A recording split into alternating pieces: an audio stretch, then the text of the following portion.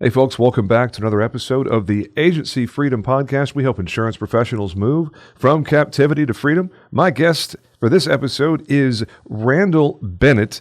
And if I tried to pronounce the name of your company, I would surely butcher it. It would not come out right. So help me out. How do I pronounce the name of your company? Qixent. Yeah, Qixent is how I've termed it.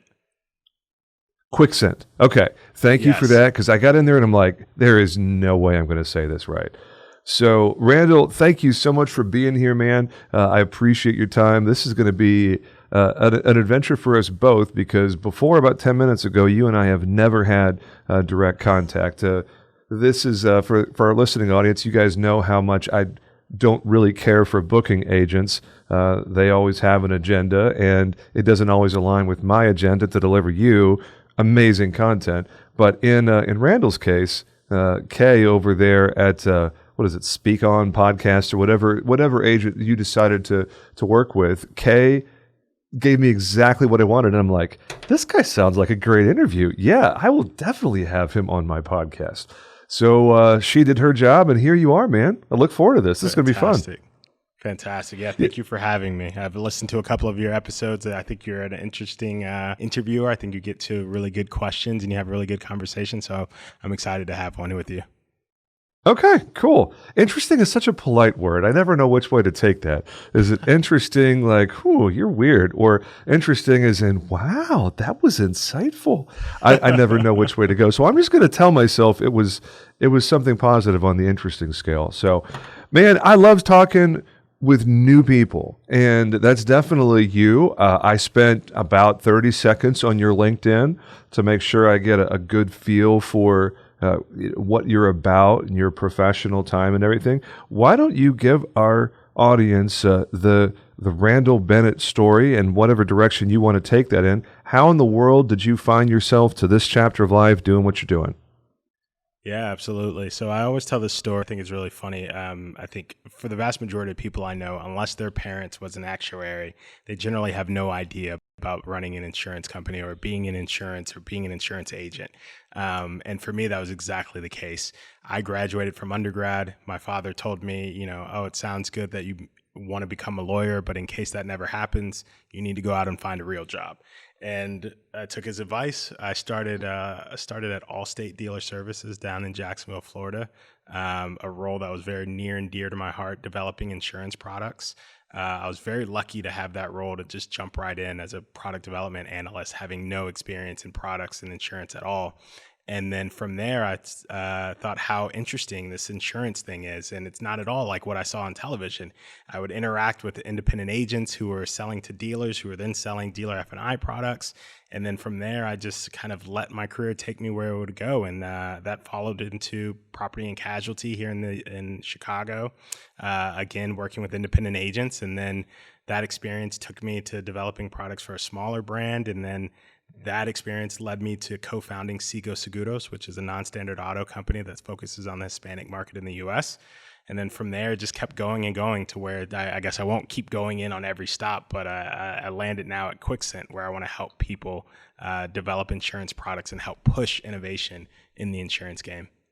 Man, that is even more diverse than I remember from LinkedIn. That's fascinating there.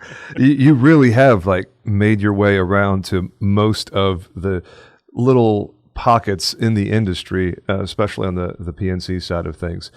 Before we get into the Qixent thing, I want to ask about Sigo Seguros, because I hear your voice and I see your face, and I'm like, how did that happen? I bet that's an interesting story. So how did you come to find yourself going after non-standard auto, targeting the Hispanic submarket? How did that come about? Yeah, so I went to college at FIU down in Miami, and the thing that we always joke about Miami is that it's the best thing about Miami is how close it is to the United States, right? It's a very different world. It's a lot more Latin American than it is like U.S. And that's meant as like something very beautifully, right? It's not meant as a dig. It's just that it's unique and it's its own way. In college, I learned Spanish. A lot of my friends are Hispanic, and it became something that became just kind of my, I don't know, a bit of my circle. And so then I got to non-standard auto practice. I was building insurance products there. And I noticed that these Hispanic communities were over-indexed in terms of their loss ratios, that they were a lot less riskier than they were being priced as. I had the idea, hey, one day I'm going to start an insurance company. It's going to be better serving for kind of Black and brown communities, including Hispanic and underserved communities in the U.S. And then I got connected through a friend with my co-founder, who his experience was all having been the de facto insurance agent for his family, who didn't necessarily speak English as their first language or weren't as comfortable conducting business in English. And he was trying to help them build and get insurance and build their credit and get the right insurances that they need. And he was like, man, there's got to be a better way to do this. I wonder if I can start an insurance company. And we happened to meet at the right time. And then as I say, the rest is history. And now Seago is out there still doing its thing. And I'm very excited every time I see some news come out about them. Love it. Now, are you still involved with them in some way, or did you divest yourself of that venture? I am no longer involved on a day-to-day. Okay, very cool.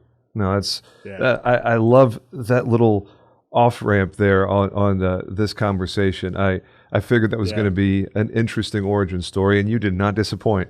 I got to agree. Miami is one of my favorite cities. It is very interesting, and it is very not American. It's almost in the same category as like a New York or London or Paris, where it's the definition of an international city. So absolutely, it has its very own culture. It's really cool. It's really nice. Well, and you're the fourth or fifth person to be on this podcast who either currently or used to live in Miami. You're in very good company there. So the Qixent world exists in InsurTech. I have to be honest, I have no idea what Qixent does. I went to your website, and it's basically a holding place for a website that doesn't exist yet. And I looked around on LinkedIn, and it all seems, and I don't mean this in any sort of dig to you guys, it seems very buzzwordy. I read about it and try to get like familiar with what we're going to talk about today. I was like, yeah, it sounds really cool, but I have no idea what this company does. Well, I will say that by the time this episode airs, I believe that the website will look a little bit different. So for anyone that's out there, a little bit more than a landing site, but nevertheless, I can appreciate and understand what you mean because it is. I hesitate to say that at all because I don't mean to be like knocking you guys at all. I was just like coming into this interview with a whole bunch of curiosity because I don't really know what this company does. So. No, lay it on us, man. I mean, it's absolutely reality. The simplest way I would answer it is I want to help people build insurance products, right? I want to help people who have an insurance idea take that idea and develop it into a process, develop that process into a product, and turn that product into profit. So whatever your idea may be, into a way that better serves the insurance industry, that helps further innovation, I want to help out with it. So one of the clients that I'm working with today has an idea that helps better risk management services and safety management, helping on construction sites here in the U.S. And it's a really interesting concept. And they're really modernizing kind of what has been a single safety manager doing their thing the entire time on a job site. Now they're helping to modernize it, give them some technological efficiencies, and helping to build out their program that way. And so then that's one example. Another example of a client that I've been working with is helping to look at fire mitigation for homeowners out in California, which is something that's very impactful on a day-to-day. So the idea is to just really help design insurance products, right? It's very nebulous because it's a very nebulous concept, right? What does that even mean within the ideas of insurance? And so that's how I would phrase it at a high level. Does that make sense? Yeah, it does. It's almost like a pre-incubator of sorts, with like 101 Weston Labs and our friends over there at the Big Eye of North Carolina, Aubie Knight and their crew. Like they have an incubator, but it's for already established companies, already established, people that have reached co-founder status and already have a fully formed idea, and are ready to go to market. Sounds like you guys are doing something similar, but earlier in the supply chain than that even, where someone doesn't yet have a finished product and maybe he hasn't even fully conceptualized exactly what this thing is and does. Is that a fair, very general assessment? That is fair. I would say that's one angle. But a lot of the clients that I talk to and a lot of prospects that I talk to are not insurance experts, right? They have never worked in insurance. They have their own established vertical. They may have a client base that is already 250,000 users. Maybe they work with automobile drivers in some form of capacity. And now they're like, hey, all of our automobile insurance drivers or all of our auto drivers are asking for auto insurance, saying that it's too hard, it's too expensive for them to get it. We've been exploring this. We need your help helping to design an insurance product that can help to serve them. And so that's really where I come into play, right? Is that your clients, your product, your vertical, and you have an idea for insurance, but you really don't have the kind of technical acumen to establish that insurance product and then enter that insurance vertical. And that's where I come into play. So like your agents, I will also offer designated licensed producer of record services. We'll help you stand up your agency. We'll help you get appointed with other carriers so that way you can start offering their insurance products to your existing customers. And so it's a very broad spectrum in that form as well. No, that's fascinating. It's wonderful that your personal background includes direct interaction with so many parts of the product ecosystem, because you at a previous time were at Swiss Re, which is one of the largest reinsurance companies in the world. You have been in product design at Allstate, which of course is the second largest P&C carrier in the U.S. marketplace. It's almost like you're tailor-made to be doing what you're doing at this point in your career. Like you've bounced around to enough of the ingredients on the good insurance product recipe card. So now you're able to do stuff that I don't know if anybody else is able to do like you do. Very interesting way of coming to this point in your career, man. Bravo. Well, like that's fascinating. Appreciate the compliment. And yes, I think I've been very lucky in that regard. I think that probably you get the same in that I talk a lot about insurance at parties. And so a lot of people start, they'll laugh and they'll scoff, but then I'm like, no, but seriously, let's talk about insurance. Tell me about your insurance experience, or did you know about this new thing that's happening or this new coverages that's happening? And then everyone's like, oh, wow, that's interesting. I had no idea. And I think that's really prepared me well for people that want to come into insurance and don't understand it. So yeah, thank you. I appreciate that. Well, I mean, I imagine you and I have the same requirement for success, and it's that we have to be good storytellers first. Because if we're not good storytellers, then yeah, insurance is incredibly boring and commoditized and generic and immediately forgettable if we're bad at telling stories. But the moment that you start telling the story of, well, hey, this is what I do, and this is how a good idea goes to market and becomes, something that people can interact with. I love what you said about process, then product, then profit.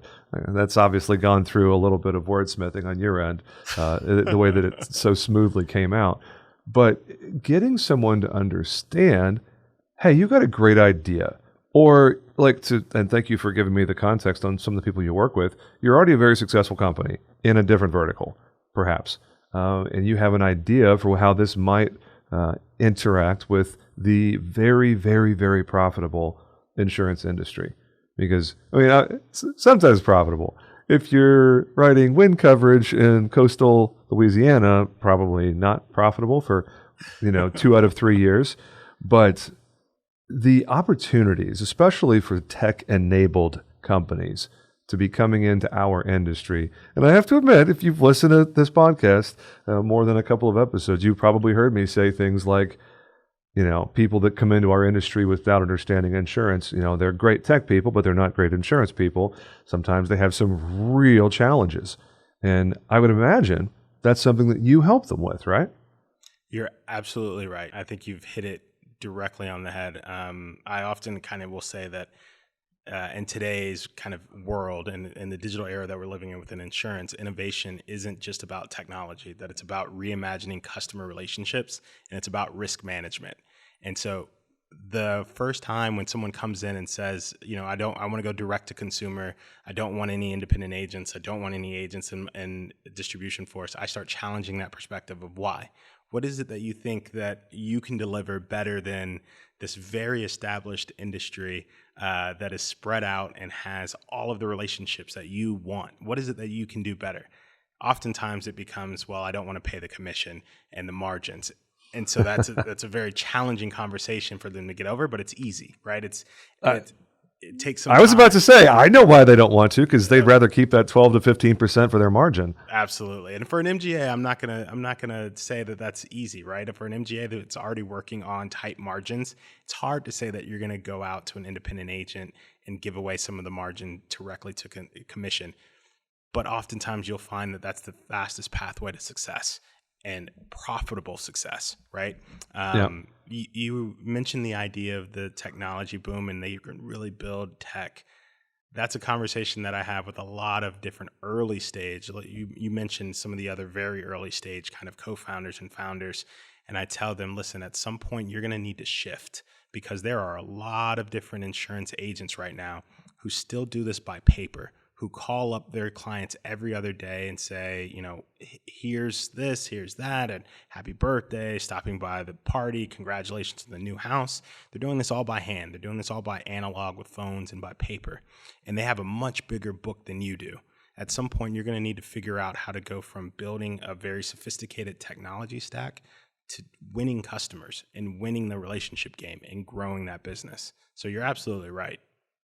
Well, and I think one of the most fascinating things for me as a suburban, but right next to a very large urban area in the Dallas-Fort Worth area, is this podcast has really taught me that every single way of doing insurance is still working and is still successful. It's just all contextual. As a few weeks ago, I was talking with an agent in Nebraska, Lincoln, Nebraska. Mm-hmm. It's like the way that insurance happens successfully in Lincoln, Nebraska is very, very different than how we do it at Riskwell. Mm-hmm. Much more personal, much more individualized, much more stopping by the birthday party or, going to the title office when they close on the house and, high-fiving them or whatever. It's like, I've literally never done that, ever. And I've been doing this for 11 years. It was like every single way that people interact, whether it's technology focused or human to human focused or some hybrid between the two, it still works. It just depends on who you are, where you are in the country, where your customer is in the country, and contextual stuff like that really defines the reality. But it wasn't until I had 40-something conversations that I stopped saying things like, oh, that doesn't work anymore. It's like, it absolutely works. It's just a question of where does it work? I have a very near and dear friend of mine who is from South Dakota and went to Nebraska for undergrad. And his life to me is like Leave It to Beaver. He had a paper route as a child. He found his dog on the paper route. His dad didn't want the dog, and then the dog became the family dog. It's like very much just like an episode of Leave It to Beaver to me. It's beautiful to me. It's amazing. And that's exactly the case. The same thing I've heard from him, that his friends that do life insurance, that do insurance, that do P&C insurance, that do financial assistances, they are going out and picking up calls, sending cards, sending Christmas cards, sending birthday cards. And I think there's probably a bit of modernization that can happen there, but you're absolutely right. It's still successful. It's still paying the bills and delivering a profitable insurance agency every day. Yeah. And there's a lot of customers, a lot of clients out there that expect that level of, hand-to-hand combat, as they say. Completely. But then on my side of the coin, there's a lot. If I tried that here in the DFW area, people would be like, why did you come to my office? What we were on a Zoom call last week. I don't understand why you're here right now. So it would be an annoyance rather than oh, hey James, how's it going? Let me shake your hand and say, hey buddy, how was the baseball game last night? Like it's so funny to me how completely different normals exist depending on how old you are and where you are in the country and your family of origin, your cultural and ethnic background. Like it's all literally all up for grabs. Like literally every version of that is still perfected. How in the world do you make sense of that when you're talking about insurance products? Because Ryan Hanley, who I don't know if you know him well, he's a big fan of talking about human optimized, and the stuff that he talks about is like the ideal intersection of the human element and the technology element, and that is a continuum, of course. And you have fully human over here, zero tech, fully tech over here, zero human, and everybody exists somewhere in between. How do you, as someone who's helping folks develop and go to market with products, how do you make sense of that, one, for yourself, and how in the world do you help people figure out what's best for them and their ideal client? I think you're absolutely right. I think you've set it up very well, and I think without getting into like too much technical acumen about Yeah, labor yeah. versus capital and marginal return and of product, et cetera, et cetera. Um, the idea is to just try to find that unique balance, right? So I need you to really understand your customer. We're going to start with a current state assessment. I want to know how much you know about your customer, and what you don't know about your customer, I want to help you figure it out, right? And then from that standpoint, we're going to understand where is the right balance, like you described, between what I would call friction, right? How much friction is the appropriate amount for your customer? Do they want to call and talk to someone on the phone right away? Are they happy to just leave a text message, leave a voicemail, take a picture, describe something of a long text chain? And generally, like you said, that follows kind of cultural norms and identity norms. What is your client's majority kind of age group? Where do they index on kind of how much coverage they're seeking? Because also what generally happens is the more assets you hold, the more likely you want to have an advisor, right? An advisor type relationship where you're able to talk to someone on the phone about the two houses and about the summer home and about the kids that are coming off to go to college, and should I keep them on my auto insurance policy, right? All things that the independent agent intrinsically knows. And so when I'm going to talk to someone who wants to do direct to distribution, we're basically having a crash course on that. And then we're trying to understand what's their workflow. How do you want to pass these through? And I know that from what I've heard at Riskwell, you are the only licensed producer at the company with a lot of account executives, right? And that probably creates a very optimized flow that you have. Is that the same kind of approach that this client wants to take? Or do they want to take something that has all the kind of fleet of licensed insurance agents who are constantly on the phone doing outbound sales? So it's really just trying to understand what their goals are and what who their customer is, and what their customer's needs are. No, that's fantastic. And that customized, individualized approach is, I think, probably the only way to answer that question. But helping them process through what is my ideal client profile, what is my value offering. I don't like the word proposition. It sounds just odd and transactional. When people's like, "Oh, my value prop is such a," I'm just like, "Ah, do you have to sound like such a tech bro?" It's like the B2B tech sales guy. I don't know. I digress. But the value offering has to be figured out. Like in chapter 1 of my book, Leaving Captivity, like you have to read chapter 1 before everything else, because chapter 1 is brand, it's vision, it's mission, it's what are your core values. It's like, I would imagine, some of the folks that you work with already have that very well defined because they're very successful in other industries. So how in the world do you help them through that in a pre-go-to-market conversation? Because obviously before you develop the product, you have to figure out who is our audience, who's our target customer for this product. And I'm sure in the same, it would mirror a lot of the experience that you've had, is that a lot of my clients want to skip the first chapter. We've got it figured out. Okay, you've got it figured out for your vertical, but do you have it figured out for the insurance vertical? Yeah. Do you understand the value that you're bringing within insurance? I think that, like you said, it's really customized, so it takes kind of a scenario to build it out. I think that if it's customer facing, if it's B2B, right? If it's a commercial risk that they're looking at, then I start prescribing, here's generally what the industry looks for. here's what someone as a kind of independent commercial broker is looking for to provide to their clients. Here's the troubles and the hurdles that they're trying to overcome today, whether that be harder to get fire coverage or coverages in fire-prone areas, whether that's harder to get to understand how much shrimp they have in their shrimp farm. All these are the kind of topics that they're challenged with today. How are you addressing what actually matters to them? On the personal lines, if they're using independent agents, for me, it's independent agents are concerned about having market competitive returns on the commission, a market competitive commission, and they want ease of doing business, and they want to know that when their agent when their client has a problem and they send you a claim, it's not going to be flat rejected for something that was a simple oversight or something that was challenging, because that's going to ruin their reputation personally.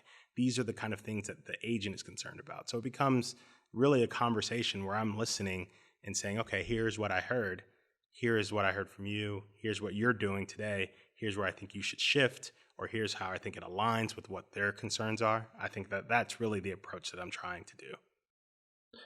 You really hit the nail on the head there. And I think I am in alignment with most of the audience of this podcast, maybe all the agents nationwide, when I say if some company is easy to do business with, if their portal, if their product is easy to interact with, if quoting and binding and issuing and servicing a product is easy, well, shoot, that's worth at least a couple of points in commission.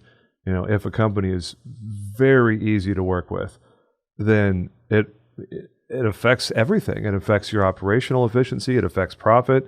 So, you know, the agents who are like, oh, well, this company pays 15, but this company pays 12 for the same product, is like, well, that's part of the conversation. What about the rest of it? Because Exactly. you may very well find that company that pays 12 is actually more profitable for your agency. It just depends. Absolutely. You're absolutely right. Man, where do you want to take the rest of the conversation? We planned for about 40 minutes of runtime, and we've got maybe 10, 12 minutes left. I'd love to pick your brain on the state of the industry, the challenges that you see going on, and as we move into 24 and beyond. If we can, I'm really interested in the idea of parametric insurance, and I'm curious how much you know about parametric insurance and what your take on parametric insurance is. I definitely think parametric has a place in the industry. Why don't you define parametric? We've talked about it a little bit. Okay. There's a few people that I would like to get on, and I haven't gotten around to getting them on yet, who what they do is parametric from start to finish. Why don't you define parametric in your words for the folks out there that are not familiar with defined situation equals defined payout? Absolutely. So that's exactly it. So parametric insurance typically says that there has been a measurable event in a defined situation. So an easy example is flood and wind and hail.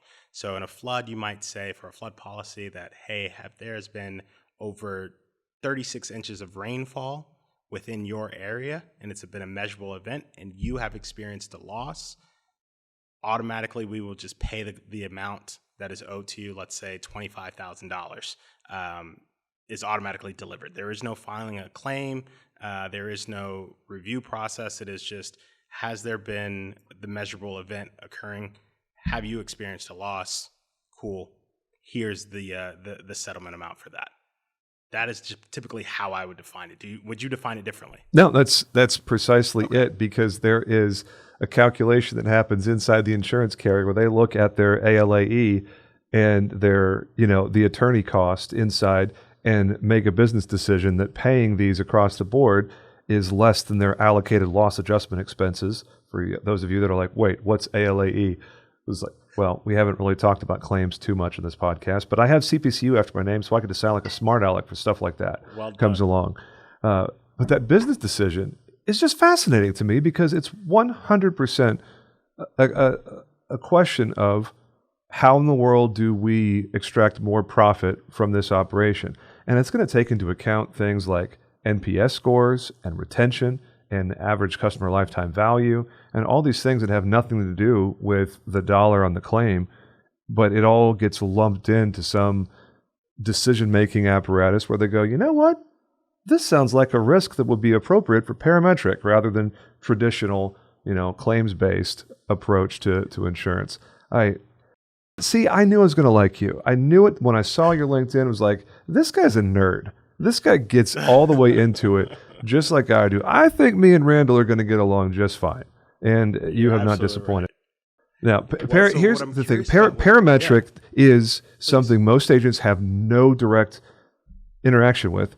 They may have read an article in Insurance Journal or Insurance Agent magazine once, but they probably don't have any idea what it is. So you want to get into it somehow, chop it up a little bit? Yeah, absolutely. So I'm really curious where you think it could go, because in my mind, you're absolutely right that this is kind of a behind the scenes of I always say insurance is already very niche, and now you're going into an even more niche product when it comes to parametric. Mm-hmm. But I'm curious kind of your take. So that's why I asked, because I've been kind of mulling around this idea. I do think that parametric has a place in the insurance industry. There's a couple that are doing it really interestingly for kind of fire-prone areas and hard-to-insure risks, where they will kind of stack on top of the policy of the existing underlying homeowner's policy, for example, and say the agent then can then say, hey, you take a higher deductible and then you pay less for your overall insurance policy, and then this parametric policy will come in and cover your deductible specifically when there's a loss in that instance, right? Yep. So it kind of creates a bit of arbitrage savings for the client in that case, right? Yep. I agree. I think the usability is really one use case, but line of business specific too. And when I think of like travel insurance, like Allianz is the first one that comes up. It is the definition of quick, because it's both embedded, but it could very easily be parametric as well. And you want to talk about buzzword heavy. When we say embedded parametric, it's like, whoa, he just stacked the buzzwords. It's like, it's like buzzword. It's like, hold on a second here. But the wind buyback is another one. Flood is another one. The getting into primary versus excess, talking about attachment points, self-insured retention. And when we talk about what actually happens when a claim happens, what happens when something terrible goes down, and I operate exclusively on the business side of insurance, so forgive me for the audience members out there just like, dear God, he just threw like 12 different terms in a span of 15 seconds. Like, I'm sorry, I'm kind of thinking out loud here. Please. Just the design of a program.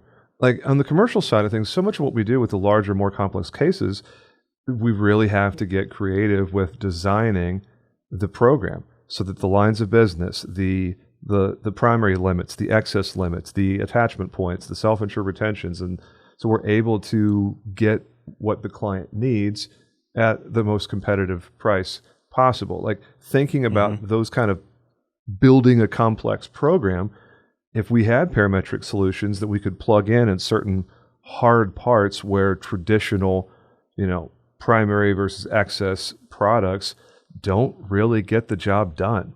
Like there's plenty of lines of business that traditionally underwritten via actuarial tables, property casualty insurance just isn't sufficient. I mean, look at coastal wind right now.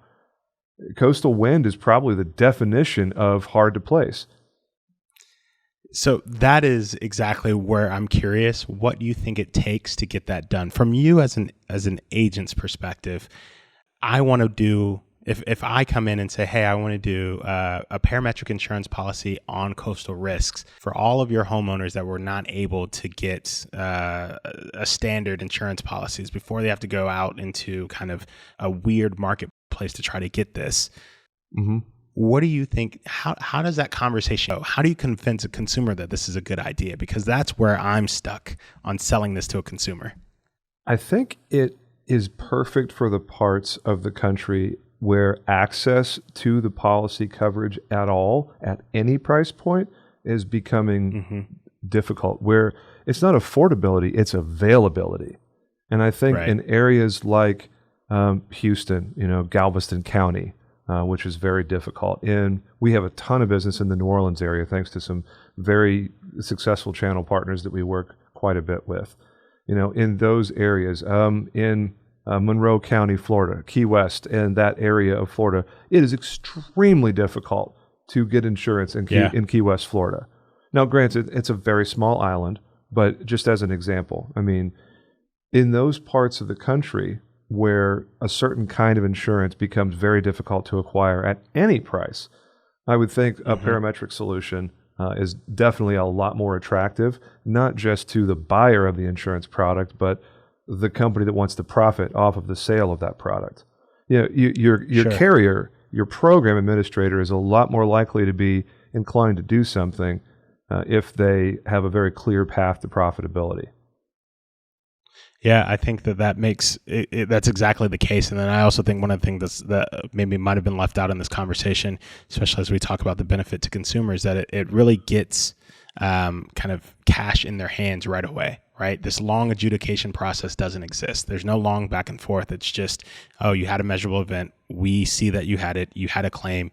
Here is the benefit amount, right? And so that's where I think it's really interesting. Where I've seen it deployed at a larger scale has been for, let's say, like the state of New York, who has bought a parametric insurance policy for the city of New York. And that way, when an event happens, like a hurricane that happens around New York City, this measurable event happens. This is now a payment in the millions that goes towards the city of New York, and the city of New York is able to disperse to emergency services kind of right away and not have to wait for FEMA and not have to wait for the long kind of adjudication process. So that speed in recovery is also really important when it comes to parametric. When you think of the use cases for public entities, whether it's cities, counties, states, school districts, ISDs, paragovernmental organizations, parametric makes a lot of sense.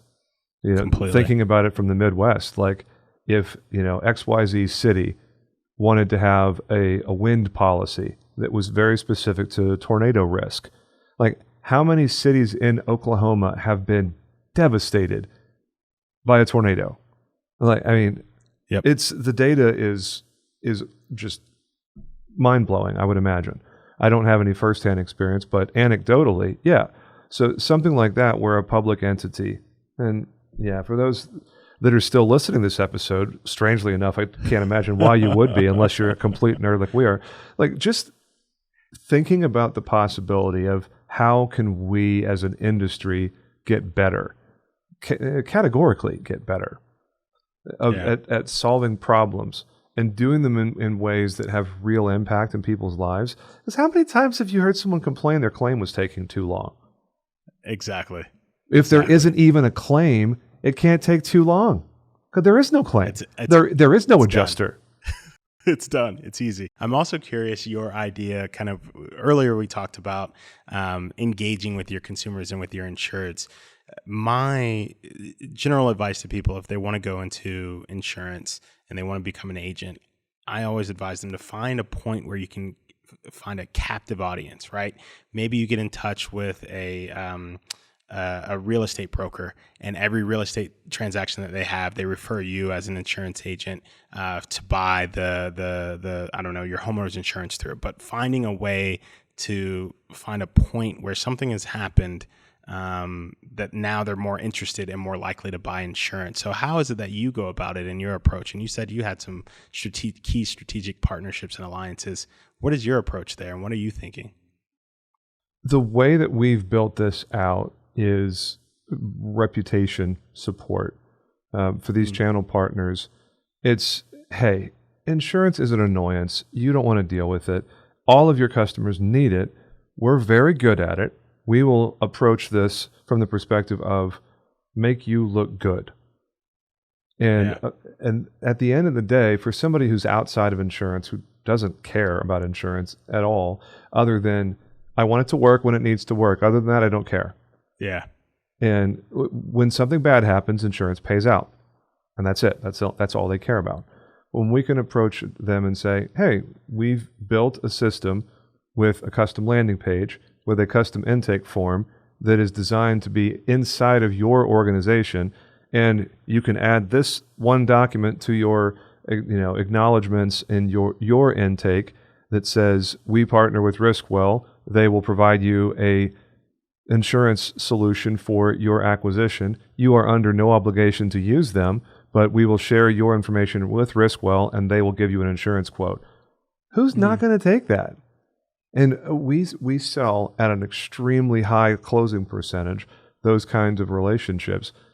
I don't know what the data is, but anecdotally, it's well north of 90% of those quotes get closed because we make it extremely easy for the buyer of an insurance product to go, oh, yeah, okay.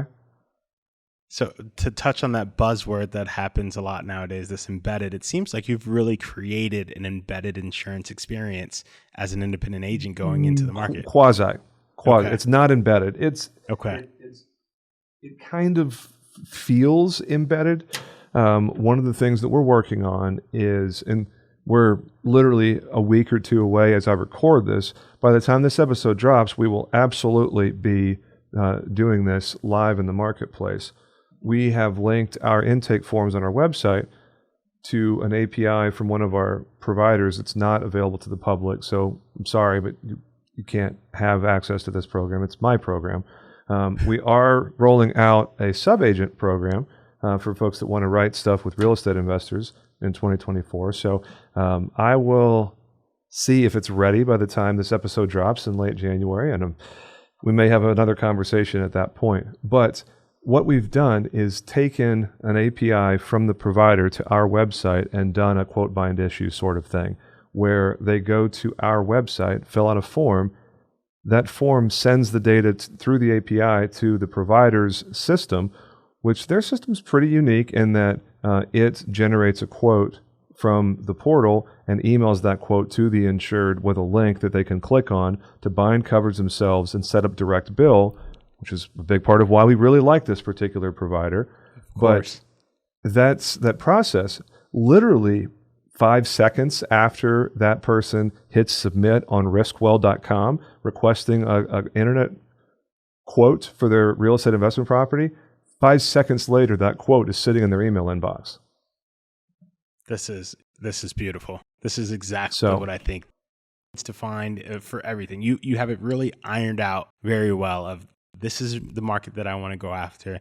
This is the niche that I want to focus in on. And here's how we've been able to execute on it. That sounds beautiful. Yeah. Well, and when you package that with an automation that simultaneously takes that person's phone number, waits 30 seconds to let the robots do their thing behind the scenes. 30 seconds later, that person gets a text message saying, hey, thanks so much for requesting your real estate investor quote from Riskwell. Please check your inbox. It should be waiting for you. If you have any questions or need help, call us at the office, 469-678-8001. And that's it. There is no follow-up. We don't have a chain of automated communication with a sales cycle that takes a month because that person either buys or doesn't buy. And then, 24 hours later, they're going to get a text and an email saying, hey, did you get your quote? What do you think? Let us know if you have any questions. If you like it, click the button in the quote and you're done. And then download your document after you pay for it and you're good.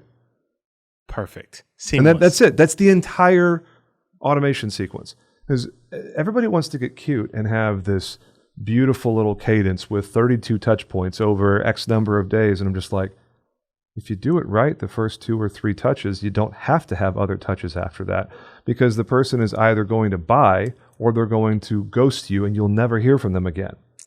Exactly. How much resources are you expending now that it's passed, and how much is the value that you're getting back from these, right? When it's those drip campaigns, how much are you getting back after the 4th and 5th and 6th touch point? Yeah, you're absolutely right. And I don't have data on this, so I could be completely wrong, but anecdotally, it works well for us. And we found that if someone doesn't take action on a quote within maybe 48 hours after that quote is delivered to them, that likely they never will. Yeah, that makes complete sense. Because too many people are too busy. And that's where I think the embedded thing is really something that independent agents need to figure out how to take advantage of. Because once this is done, it's not going to be embedded. It's QBI, and there's a difference. I know there's nuanced differences there, but embedded is in someone else's platform where they're not intending to buy insurance. And quote bind issue is the next best thing, I think, because in order for that to work, someone went to an insurance asset on the internet somewhere and went there looking to buy the product that they just bought. It wasn't hey, you're buying an airplane ticket, so let's buy some Allianz travel insurance while you're at it. I mean, that's the lowest hanging grape on the tree, right? For embedded insurance. It's like the granddaddy of embedded, right? I don't know if anybody did it before them. So I don't know if anyone's done it better, at least. Dude, it is the easiest box to check. And then I get that separate bill from Allianz for $32 or whatever. I'm just like, I'm never going to have a claim. I can't tell you how many dozens of travel insurance policies I've bought. I've never had a claim. I probably never will. It's very funny now that you mentioned that. I wonder what they are doing. I don't have any insights to how that program is performing, but yeah, you're probably right that it is just generating profitably. It's like a term life insurance policy. Extremely profitable because the overwhelming majority of them term out without ever paying. Right. You're absolutely right. Sorry, I know we never talk about life insurance on this podcast because I do exactly zero of that, but I did in a previous life. So you've done more than me. I'm also curious, kind of your idea when you're talking about insurance agents and figuring out kind of QBI and figuring out where to do the right partnerships. Where do you see strategic partnerships coming into play for independent agents? At what size, what scale, what part of their life cycle do they need to start thinking about having larger strategic partnerships? Today, yesterday, a week ago, a month ago. I don't care what size agency you are. And in case you're wondering, I did notice that you turned into the podcast host and now you're interviewing me about 15 minutes ago. I'm very curious about your thoughts as well. Which makes this interesting. I'm just giving you a hard time. I'm trying to be a little bit self-aware there. The answer is you have to have strategic partnerships at every size of your organization from day one. Like if you can have strategic partnerships lined up before you open your doors, do that too, because if you have a strategic partner, a channel partner is the language that we use. You understand their business, they understand your business, and you're both bought into the idea that we have mutually aligned interests, and a channel partnership makes sense here. So, no, these are the same conversations I'm having through Qixent. So I was curious to hear kind of your expertise and where you align. And I think that you and I probably align on a lot of the same things as we've kind of heard in this conversation, where you're asking me questions and I wanted to ask you some questions to kind of get your insight as well. Now, at the end of the day, it's just about removing friction from the buying process and anything that we can do to take advantage of someone else's trust, to take advantage of the good branding, the good professional behavior that other people have. Because at the end of the day, a referral is nothing but the transfer of trust from one party to another. Because that customer, if they really like someone that's an advisor, pick a vendor, doesn't matter, loan officer, financial advisor, CPA, attorney, whatever. If someone's attorney says, I think it's a good idea for you to talk to this person, 100% they're talking to that person because their attorney said, I think it's a good idea for you to talk to this person. And that's the only reason. I can't tell you the number of times that I've had a conversation with a referral and it starts like this. Hey, James. Oh, yeah. Oh, I'm calling because so-and-so said I should. Yeah. Well, what's going on? What's the problem that you're looking to solve here? And then they get into whatever the reason was. But it's like, oh, I called you because so-and-so said to. And it's like, that is the easiest sale because all you have to do is do your job. Absolutely. And that's it. As long as you meet the baseline expectations that person brought to the conversation, all of the other things that you have to worry about most of the time don't exist anymore because the transfer of trust made that irrelevant. It's the box is checked in that person's mind. Can I trust this person? They were referred by so-and-so. If that person that referred them has a high level of trust, well, you just inherited a bunch of that trust just because they sent you. So I really like the way that you've framed this as transfer of trust. Do not be surprised when you see that kind of in a tweet or in something of mine that I put that out there. That's a really lovely sentiment, the way that you've put that. Thanks, man. No, I appreciate that. I have thought a lot about this because a lot of people rely too much on the referral, but they are looking to casual relationships to send referrals. And I just don't believe in that. I think the whole idea of, I want to have 50 loan officers and 50 realtors that I see once in a while that refer me business. Are they really referring you business though? Or are they just handing out your information? Like if you give me 5 or 10 quality channel partners and I'll take that all day long over 100 casual ones. If someone's an advocate for my business and says to their customer, their client, hey, Riskwell does a really good job. I know them. I like them. I think you should probably consider working with them. Like to me, that is worth 100 referrals of, oh, you need insurance for this transaction? Here, call Riskwell. I love the way you think. Totally different, man. Yeah, absolutely. So we're about to land the plane here, man. I will hand you the mic again. Is there anything else that we haven't touched on that you wanted to get into? Any final remarks? No, I think that we've covered a lot. I've enjoyed the conversation. I've enjoyed to be able to chance to pick your brain as well. I always enjoy kind of hearing everyone's thoughts about insurance, and I think for the shameless plug, it's Qixent, Qixent, and for anyone who is exploring the idea of enter into insurance from a kind of product development standpoint, entering into the insurance vertical, wanting to offer solutions to kind of the insurance industry. This is where we kind of hone our teeth and where we're kind of the experts in giving you the customized solutions and the customized plans that you need. So to translate that into something we've talked about before in the podcast land, everybody, please, if you have an idea that you're trying to figure out, how in the world do I figure out if this is a thing or not, then you should be going to the show notes and finding Randel Bennett's information. If you're sitting here going, hey, I can't find a solution for insert product or line of business here. Why hasn't somebody done this? Well, maybe it's because you're the one who's going to do that. So perfectly said. Are you open to coming to work for Qixent? Can I send you kind of our hiring screens? Yeah, I don't know if you guys can afford me, but sure, let's have that conversation. I probably can't. But I'm always down for consulting, baby. Let's go. I love it. Hey, man, this has been a really interesting, super nerdy conversation. No apologies in case you're wondering. I'm sure the title of this episode will be something like Randel Bennett on super nerdy stuff like embedded and parametric and whatever it was that we talked about in the first 15 or 20 minutes. I'll go back and listen to it before I pick the title. Miami, yes. There you go.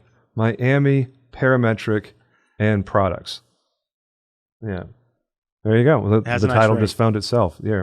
Yeah. Okay. Well, hey, check out his information in the show notes. I'll make sure it sounds like you're real big on Twitter. Is there anywhere else that people can connect with you if they want to talk further? I would say I'm more active on LinkedIn. So if you want to talk, please connect with me on LinkedIn. Go to the website. There's an opportunity to connect that way as well. Reach out and lovely. That's right. Because by the time this episode drops, your website will be live. Qixent at Qixent.com. It's really hard to say, but it's easy to spell. Qixent.com. Thank you, sir. Hey, and just in case you're wondering, yes, I refuse to call it X. It's Twitter. It always will be. I'm not calling it X. Sorry, Elon. Same page. So, hey, all right. He is Randel Bennett, and this has been another episode of the Agency Freedom Podcast. Make it a great day, boys and girls. We'll talk to you again real soon. Y'all take care.